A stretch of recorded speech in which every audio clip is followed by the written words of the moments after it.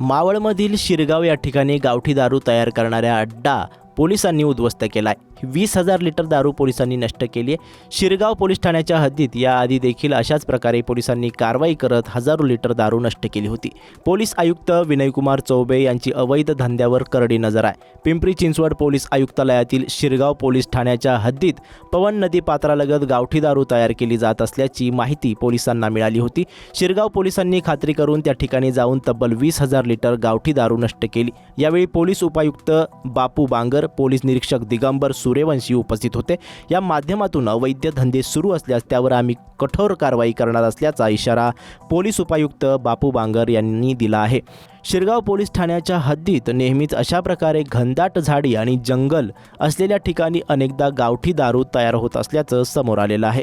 पोलिसांनी वारंवार छापा टाकून दारू नष्ट केल्याचं बघायला मिळत आहे। यावर कठोर कारवाई करणं तितकंच गरजेचं आहे।